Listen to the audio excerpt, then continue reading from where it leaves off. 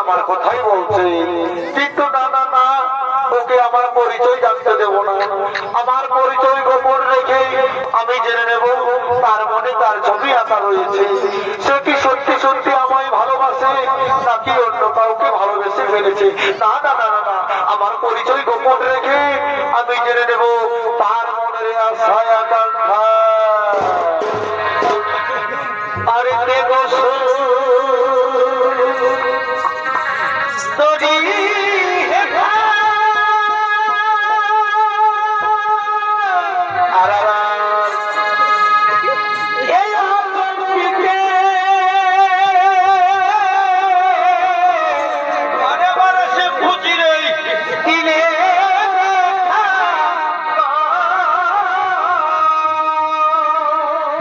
আচ্ছা আচ্ছা, আরে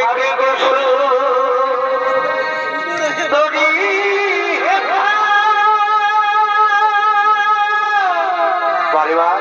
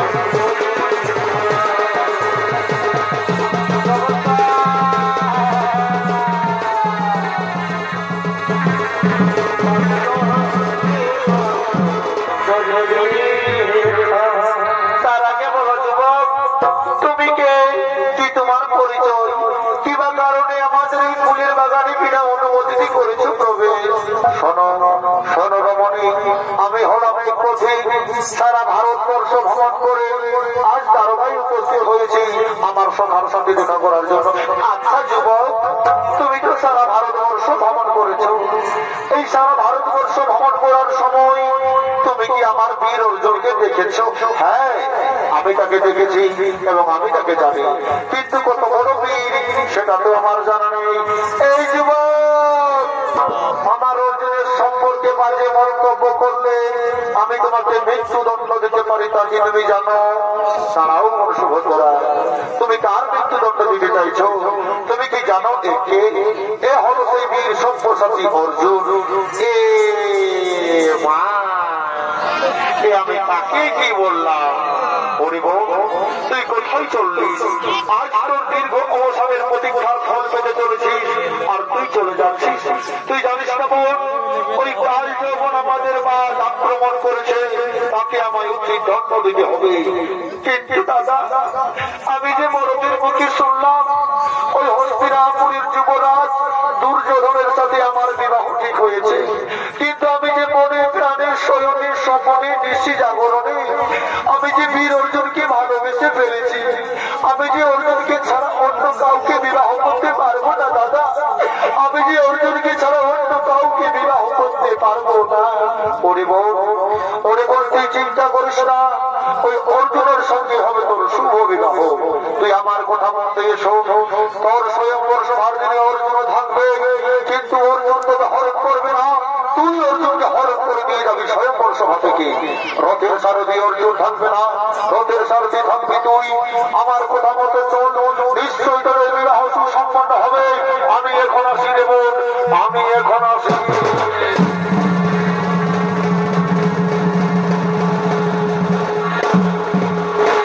আজ ফুলের বাগানে অর্জুন সুভদ্রা মহাপ্রেমান অর্থে বেঁচে উঠবে।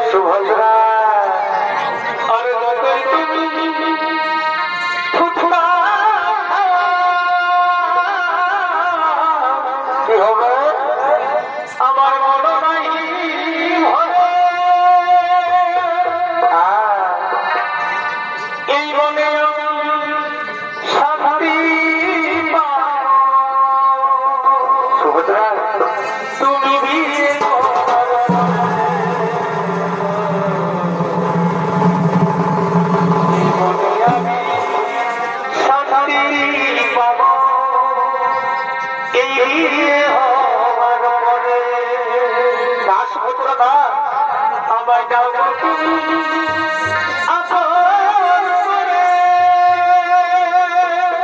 কাছে সুভদ্রা থেকো না